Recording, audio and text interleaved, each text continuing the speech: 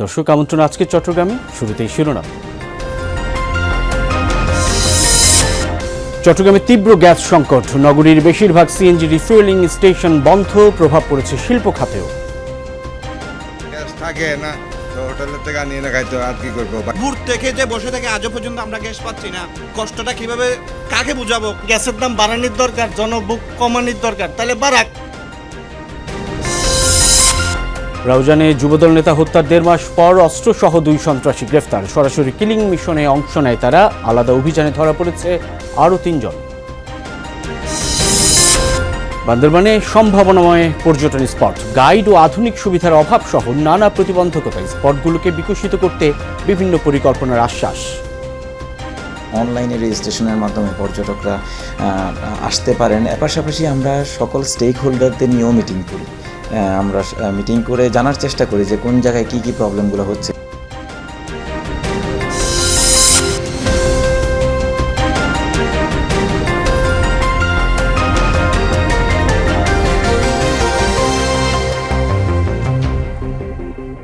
আমন্ত্রণ আজকে চট্টগ্রামে, আপনাদের সঙ্গে আছি আমি সাইফুদ্দিন রবিন। শিরোনাম দেখছিলেন, যাচ্ছে পুরো খবরে। গ্যাসের জন্য হাহাকার চলছে চট্টগ্রামে, বেশিরভাগ গ্যাস পাম্প বন্ধ, যে কয়েকটি খোলা সেখানে গাড়ির দীর্ঘ লাইন। আবাসিক ও শিল্প খাতে স্থবিরতা নেমে আসছে, অনেক বাসাবাড়িতে রান্নাবান্না বন্ধ, ভোগান্তি চরমে। মহেশখালী এলএনজি টার্মিনালে অগ্নিকাণ্ডের জেরে সরবরাহ কমায়, সংকট তীব্র হচ্ছে দিন দিন। অপেক্ষমান গাড়ির লাইন ছাড়িয়ে গেছে কয়েক কিলোমিটার। চট্টগ্রামে প্রায় সবগুলো সিএনজি ফুয়েলিং স্টেশনের চিত্র এমন। গত সপ্তাহ 2-1 ধরে চলছে গ্যাস সংকট, 3 দিন ধরে যা তীব্র আকার ধারণ করেছে। ঘন্টার পর ঘন্টা অপেক্ষা করেও মিলছে না কাঙ্ক্ষিত গ্যাস। বিপাকে সিএনজি চালিত অটোরিকশা, যাত্রীবাহী পরিবহন ও ব্যক্তিগত গাড়ি চালক ও মালিকরা।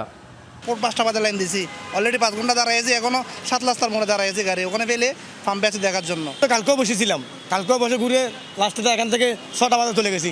কালকেও গ্যাস পাই নাই, আজকেও গ্যাস পাই নাই। ভোর থেকে যে বসে থেকে আজও পর্যন্ত আমরা গ্যাস পাচ্ছি না, কষ্টটা কিভাবে কাকে বুঝাবো? এই হলে হবে আমাদের অবস্থা। যদি সরকার মনে করে যে গ্যাসের দাম বাড়ানোর দরকার, জনবুক কমানোর দরকার, তাহলে বাড়াক। আমরা তো অস্বীকার না, এভাবে হয়রানি করা মোটেও উচিত না।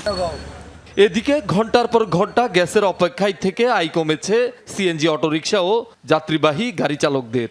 আমি গ্যাস পুরানোর জন্য কোম্পানির কাছ থেকে 1000 টাকা নিয়ে আসছি। এখন এগুলো আজকে দিয়ে দিবার কথা, এখন আমি ওগুলা গাড়িতে ভরতে পারি নাই, কোম্পানি কিভাবে দিব? আমার ভাড়া ছিল, ভাড়া ওইটা ক্যান্সেল হয়ে গেছে। হ্যাঁ, কালকেও এরম হয়েছে। তারপর এখনও আমরা গ্যাস পাচ্ছি না, আমরা এখন কীভাবে চলব? গ্যাস সংকটে চট্টগ্রামের বেশিরভাগ সিএনজি রিফুয়েলিং স্টেশন বন্ধ। কর্তৃপক্ষের দাবি, দিনভর গ্যাস থাকে না, যখন আসে চাপ কম থাকে। এখন যখনই আসে তখনই বলতে পারবো যে আমরা গ্যাস কখন দিচ্ছি, তার আগে কোনো কিছু বলতে পারতেছি না।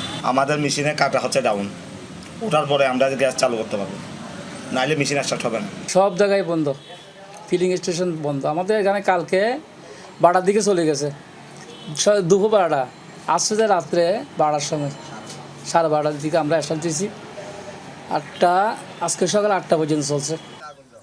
আবাসিক এবং শিল্প খাতও নেমে এসেছে স্থবিরতা। গ্যাস সংকটে অনেকের ঘরে রান্নাবান্না বন্ধ, দোকান ও হোটেল থেকে খাবার কিনে খাচ্ছেন অনেকে, কারখানায় ব্যাহত হচ্ছে উৎপাদন। মহেশখালীর 2টি ভাসমান এলএনজি টার্মিনালের একটিতে ত্রুটির কারণে গ্যাস সরবরাহ কমায় এই সংকট, বলছে কর্ণফুলী গ্যাস ডিস্ট্রিবিউশন কোম্পানি। তরকারিটা তো সিদ্ধই হইতেছে না, মুসুরির ডালটাও সিদ্ধ হইতেছে না, অনেকক্ষণ লাগে। ভাতটা কোনো রকম আধা কাঁচা খাওয়া যায়, কিন্তু তরকারিটা তো আর আধা কাঁচা খাওয়া যায় না। গ্যাস নাই যে আতপ চাল খাইতেছি, তো একটু দিয়ে কোনো রকম উতরায় বসায় রাখি, আর কি করব। গ্যাস থাকে না তো হোটেলের থেকে আনিয়ে না খাইতো, আর কি করবো, বাচ্চা কাচ্চা নিয়ে নেয়। চট্টগ্রামে গ্যাসের দৈনিক চাহিদার বিপরীতে বর্তমানে সরবরাহ হচ্ছে অর্ধেকেরও কম। শহীদুল সুমন, যমুনা নিউজ, চট্টগ্রাম।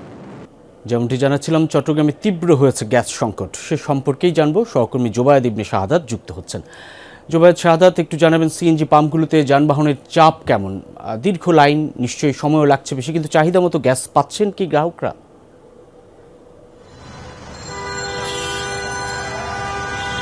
রবিন, চাহিদা মতো গ্যাস তো পাওয়াই যাচ্ছে না। বেশ কিছু যে সিএনজি স্টেশনগুলো আছে সেগুলো বন্ধ, আউট অফ সার্ভিস বলে তারা বন্ধ রাখছেন, মানে তাদের এই মুহূর্তে পর্যাপ্ত গ্যাসের মজুত নেই এবং সেই প্রেশারটাও নেই, যার কারণে তারা গ্যাস সরবরাহ থেকে বন্ধ রেখেছেন তাদের কার্যক্রম। এবং সড়কের একেবারে যে স্টেশনগুলো আছে সেখান থেকে প্রায় আধা থেকে 1 কিলোমিটার পর্যন্ত এই যে যানবাহনগুলো আছে সেগুলো সিরিয়ালে দাঁড়িয়েছে এবং কখন গ্যাস আসবে সেই গ্যাসটা নিয়ে তারা যাবেন এমন আশায় কিন্তু তারা দাঁড়িয়ে আছেন। প্রাইভেট কার থেকে শুরু করে সিএনজি এবং সিএনজি চালিত যে সকল যানবাহন আছে সবগুলোই কিন্তু একইভাবেই এই জায়গায় আছে। এবং আমরা একটু দেখাই যে সড়কে যানবাহনের যে দীর্ঘ সারি সেটির কারণে যানজটেরও সৃষ্টি হয়েছে এবং এই যে যানজট এটি কিন্তু পুরো চট্টগ্রামের যে সকল সিএনজি রিফিলিং স্টেশনগুলো আছে তার আশেপাশে কিন্তু এরকম যানজটের দেখা মিলছে। এবং শুধু যে যানজট হচ্ছে এমন নয়, মানে গণপরিবহন সংকট আমরা দেখতে পাচ্ছি যে সিএনজিগুলো আছে বা উবার বা পাঠাও এই সকল রাইড শেয়ারিং যারা করেন তারাও কিন্তু এই জায়গায় বেশ ভোগান্তিতে আছেন এবং যানবাহনের সংকট আছে। গ্যাস না পাওয়ার কারণে তারা গাড়ি চালাতে পারছে না। যারা গাড়ি নিয়ে বের হচ্ছেন, বিশেষ করে সিএনজি চালকরা, তারা তাদের যে ইনকাম বা খরচটা দিতে হয় মালিক পক্ষকে সেটি দিতে অনেকটা হিমশিম খাচ্ছেন। এবং এই যে গ্যাসের সংকট এটি শুধুমাত্র যানবাহনের ক্ষেত্রে এমনটা নয়, কলকারখানা থেকে শুরু করে বাসাবাড়ি সেখানেও একই অবস্থা। আজকে প্রায় 2-3 দিন ধরেই বেশিরভাগ চট্টগ্রামের বলতে গেলে একেবারে 60 থেকে 70% ঘরবাড়িতেই গ্যাসের তীব্র সংকট দেখা দিয়েছে। যে সকল অনলাইন প্ল্যাটফর্ম আছেন সেখান থেকে কিন্তু খাবার অর্ডার করে অনেকে নিজেদের যে ডিনার বা লাঞ্চ সেটি সারছেন এবং পাশাপাশি তারা কলকারখানাগুলোতেও কিন্তু কাজ বন্ধ আছে। যে সকল পোশাক শ্রমিক কারখানা আছে বা পোশাক নির্মাণের যে সকল কারখানা আছে সেগুলোও কিন্তু আমরা দেখতে পাচ্ছি এবং যতটা খোঁজখবর নিয়ে জানতে পেরেছি সেগুলো কিন্তু বন্ধ বা কাজটা করতে পারছে না। গ্যাস সংকটের কারণে তাদের যে প্রধান কাজ সেগুলো করতে পারছে না। খাদ্য প্রস্তুতকারক যে সকল প্রতিষ্ঠান আছে তারাও কিন্তু তাদের কার্যক্রম সেভাবে সঠিকভাবে চালিয়ে নিতে পারছে না। বলতে গেলে একেবারে সিএনজির এই যে অপ্রতুলতা বা যে কম্প্রেস ন্যাচারাল গ্যাস যেটাকে আমরা বলে থাকি, এই যে গ্যাসটি এটির কারণে সংকটের কারণে কিন্তু চট্টগ্রামে একেবারে হাহাকার অবস্থা। শুধু যানবাহন থেকে শুরু করে ক্ষেত্রেই এর নেতিবাচক প্রভাব পড়েছে। অনেক অনেক ধন্যবাদ সহকর্মী জোবায়েদ ইবনে শাহাদাত। চট্টগ্রামের রাউজানে যুবদল নেতা মাসুদ হত্যাকাণ্ডের প্রায় 1.5 মাস পর অস্ত্রসহ ধরা পড়েছে 2 জন। পুলিশের দাবি 2 জনই সরাসরি কিলিং মিশনে অংশ নিয়েছিল। তারা দুর্ধর্ষ শীর্ষ সন্ত্রাসী রায়হানের সহযোগী। আলাদা অভিযানে গ্রেফতার হয়েছে আরও 3 সন্ত্রাসী। এসব সন্ত্রাসীরা অল্প টাকার বিনিময়ে মানুষ খুন করে বলে দাবি পুলিশের। গত 13 জুন রাউজানের চৌমুহনী বাজারে দিন দুপুরে গুলিতে খুন হন রাঙ্গুনিয়া উপজেলা যুবদলের যুগ্ম আহ্বায়ক মাকসুদুল হক চৌধুরী মাসুদ। পুলিশের দাবি সিসি ক্যামেরার ফুটেজ দেখে কিলিং মিশনে সরাসরি অংশ নেয়া 2 অস্ত্রধারী সন্ত্রাসী দিদার ও আফসারকে চিহ্নিত করা হয়। প্রায় 1.5 মাস পর সীতাকুণ্ডে পুলিশের অভিযানে ধরা পড়েন এই 2 জন। তাদের কাছে পাওয়া যায় হত্যাকাণ্ডে ব্যবহৃত বিদেশি পিস্তল। সংবাদ সম্মেলনে এমন দাবি করে পুলিশ সুপার জানান, এই 2 জনই আলোচিত শীর্ষ সন্ত্রাসী রায়হানের অনুসারী। অল্প টাকার বিনিময়েও মানুষ খুন করেন। দিদারের বিরুদ্ধে 13টি ও আফসারের বিরুদ্ধে 8টি মামলা রয়েছে জানায় পুলিশ।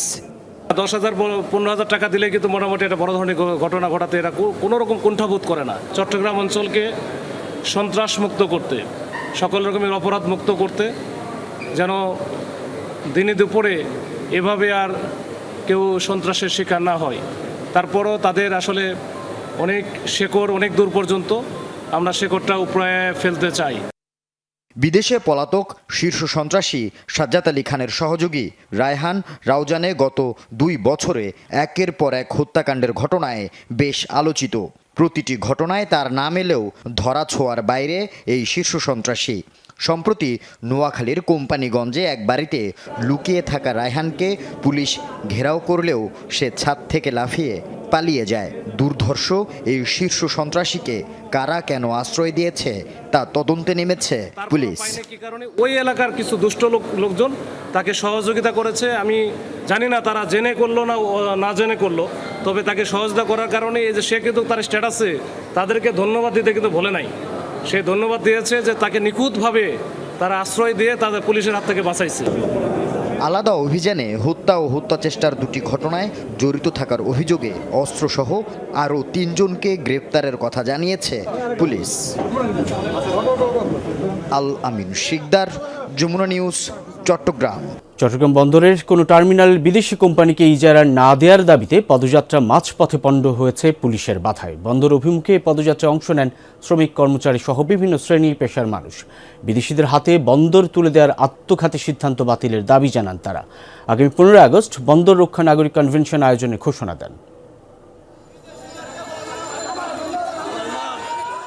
পুলিশের বাধার মুখে বারেক বিল্ডিং মোড়ে পণ্ড হয়ে যায় চট্টগ্রাম বন্দর রক্ষা কমিটির পদযাত্রা।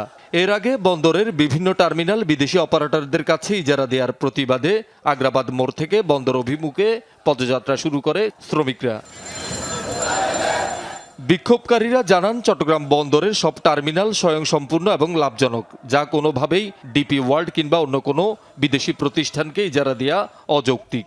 বিদেশি প্রতিষ্ঠান আসলে বন্দরের পাশে থাকা ইপিজেড, স্ট্যান্ড, রিফাইনারি, বিমানবন্দর, নৌ বিমান ঘাটির মতো গুরুত্বপূর্ণ স্থাপনা নিরাপত্তা ঝুঁকিতে পড়বে বলেও দাবি করেন তারা।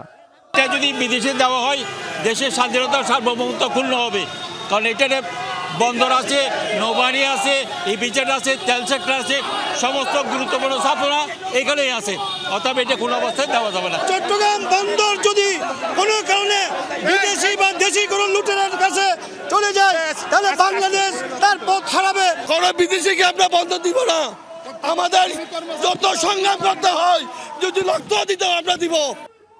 পদযাত্রার আগে আগ্রাবাদ মোড়ে বিক্ষোভ সমাবেশ করে সংগঠনটি। বিভিন্ন শ্রমিক সংগঠনের নেতারা অভিযোগ করেন, কমিশন বাণিজ্যের লোভে এবং সরকারকে বিপাকে ফেলতে চট্টগ্রাম বন্দরকে নিয়ে ষড়যন্ত্রে লিপ্ত একটি চক্র, যা অন্তর্বর্তী সরকারের সময়ও সক্রিয় ছিল। দ্রুত এই সিদ্ধান্ত থেকে সরকারকে সরে আসার আহ্বান জানান আন্দোলনকারীরা। সরকারের বিরুদ্ধে না, যারা সরকারকে বেকায়দায় পালাইতে চায়, যারা সরকারকে বিপদে ফেলতে চায়, সেখান থেকে রক্ষা করার জন্য আমরা এই আন্দোলন সংগ্রাম করছি। যারা ডিপি ওয়ার্ল্ডে দালালি করতেছে, যারা বন্দর বিদেশিদেরকে দেওয়ার জন্য ষড়যন্ত্র করছে, তারা কেউ এই দেশের নাগরিক নয়, তারা সব বিদেশি পাসপোর্টধারী। সাবের হোসেন চৌধুরী পুরনো, তাও পুরনো খেলোয়াড়, আর এখন ঢুকছে আশিক মাহমুদ, তাই না? এরা ঢুকছে, ঢুকে এখন সরকারকে, নির্বাচিত সরকারকে এখন ভুল বোঝাচ্ছেন। বন্দরের টার্মিনাল বিদেশিদের কাছে ইজারা দেওয়ার সিদ্ধান্তের প্রতিবাদে সভা সমাবেশ, পদযাত্রা, মশাল মিছিল, গণ অনশনের মতো কর্মসূচি পালন করে আসছে বন্দর রক্ষা কমিটি। দাবি আদায়ে আগামী 15 আগস্ট নাগরিক কনভেনশন আয়োজনের ঘোষণা দেন তারা। আমাদের প্রত্যাশা, সরকার কার সাথে থাকবে? আমাদের সাথে থাকবে।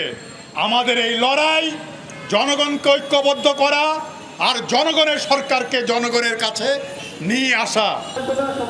শহীদুল সুমন, যমুনা নিউজ, চট্টগ্রাম। পাহাড়ের কোলে দুর্গম পর্যটন স্পট এখন অনেকের পছন্দের গন্তব্য। বান্দরবানে এমন বেশ কিছু স্পট আকর্ষণের কেন্দ্রে, তবে জল ও স্থল মিলিয়ে দুর্গম পথ পাড়ি দিতে ভোগান্তিও প্রচুর। গাইড ও আধুনিক সুবিধার অভাবসহ নানা প্রতিবন্ধকতায় পুরোপুরি বিকশিত হচ্ছে না পর্যটন সম্ভাবনা। বাটিং মার্মা ও সাইদুর রশিদ ইভানকে সাথে নিয়ে জোবায়েদ ইবনে শাহাদাতের রিপোর্ট।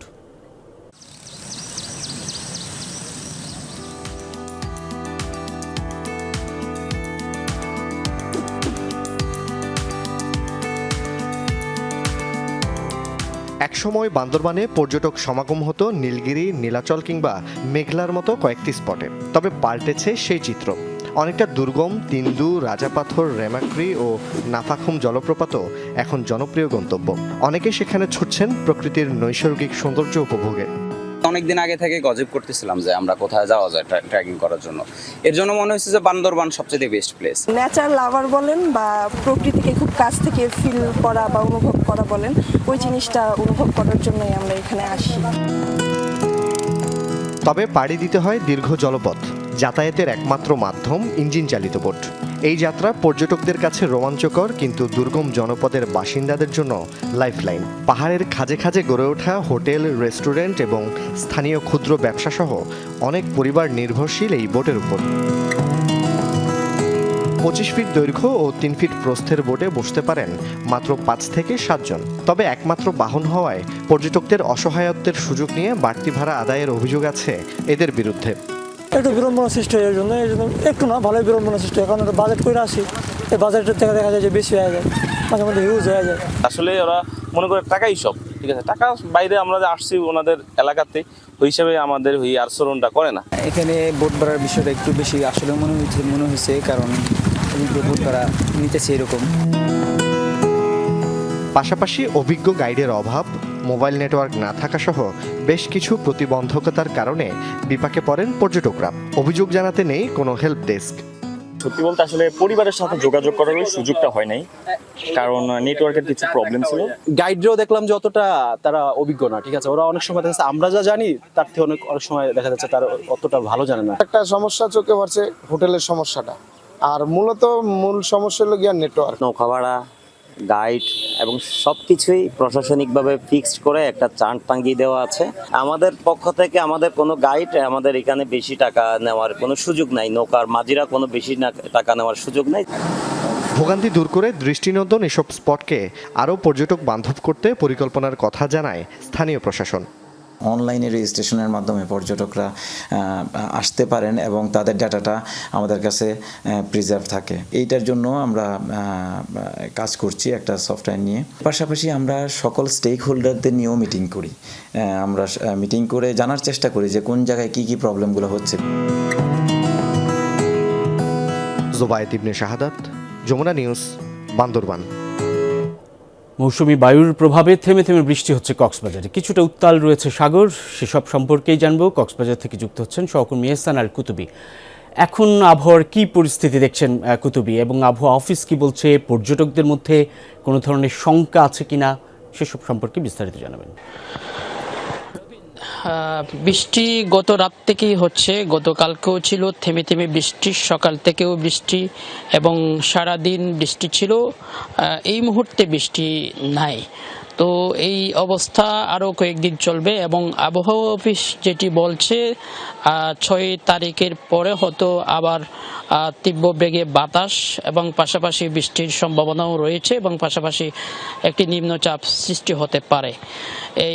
আর আপনি পর্যটকদের কথা বলছেন, আমরা সারাদিন খবর নিলাম এবং দেখেছি পর্যটক যারা কক্সবাজারে এসেছেন, তারা যারা পর্যটক সাগরে নামছেন, যেহেতু সাগর উত্তাল রয়েছে, সে কারণেই উত্তাল সাগরে কেউ যাতে ভেসে না যায় সেজন্য কিন্তু সিএসএফ লাইফগার্ডের যারা আছেন তারা 3টি পয়েন্টে তারা টাওয়ার থেকে পর্যবেক্ষণ করছেন এবং পাশাপাশি যারা একটু বিপদ সীমার বাইরে চলে যাচ্ছেন বা ঢেউয়ের বাইরে চলে যাচ্ছেন তাদেরকে সতর্ক করছেন, আবার যারা বেশি রিস্কে চলে যাচ্ছেন তাদেরকে তারা নিয়ে আসছেন। এই অবস্থার মধ্যে আছে। আবার আরেকটা বিষয় আপনি জানেন, ইতিমধ্যে খুব তোলপাড় হয়েছে, সেটি হচ্ছে কক্সবাজারে এই বৈরী আবহাওয়ার মধ্যেও কিন্তু প্যারাসেলিং করতে গিয়ে একজনের মৃত্যু হয়েছে, এক পর্যটকের মৃত্যু হয়েছে। এটি খুব জোরসোরে কক্সবাজারে এটির বিরুদ্ধে আলোচনা সমালোচনা চলছে।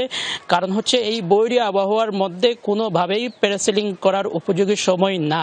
এই অবস্থার মধ্যে কিভাবে প্রশাসনের চোখ ফাঁকি দিয়ে যারা প্যারাসেলিংয়ের কাজ করেন, প্যারাসেলিংয়ের সাথে সংশ্লিষ্ট, তারা কীভাবে প্যারাসেলিং চালু রাখলেন এবং পাশাপাশি এই দুর্ঘটনাটা কেন ঘটল, এটি নিয়ে আসলে প্রশ্ন দেখা দিয়েছে। এবং ইতিমধ্যে আমরা দেখেছি গতকালকে যিনি মৃত্যুবরণ করেছেন সৌভিক রায়, তার বোন একটি মামলাও করেছেন, হত্যা মামলা করেছেন।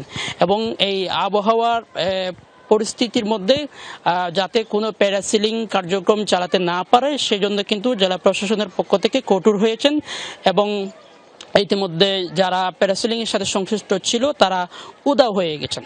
আরেকটা বিষয় বলে রাখি, যেহেতু আবহাওয়ার বিষয় সেই জন্য যেহেতু কোথাও কোথাও ভারী বৃষ্টিও হয়েছে, সেজন্য নিম্নাঞ্চলে কোনো কোনো এলাকায় জলাবদ্ধতা সৃষ্টি হয়েছিল, পরে আবার বৃষ্টি থামার পর সেটি পানি নেমে যায়। অনেক অনেক ধন্যবাদ সহকর্মী এহসান আল কুতুবী জানাচ্ছেন কক্সবাজার থেকে। চট্টগ্রাম বিশ্ববিদ্যালয়ের ফজলুল কাদের চৌধুরীর নামে আবাসিক হল নামকরণের দাবিতে মানববন্ধন হয়েছে ক্যাম্পাসে। সকালে বিশ্ববিদ্যালয়ের 0 পয়েন্ট চত্বরে শিক্ষার্থী ও অভিভাবকদের ব্যানারে আয়োজিত এই মানববন্ধন থেকে বক্তারা চট্টগ্রাম বিশ্ববিদ্যালয় প্রতিষ্ঠায় ফজলুল কাদের চৌধুরীর অবদানের স্বীকৃতি হিসেবে তার নামে একটি আবাসিক হল নামকরণের আহ্বান জানান। পরে বিশ্ববিদ্যালয়ের উপাচার্যের কাছে স্মারকলিপি প্রদান করেন তারা।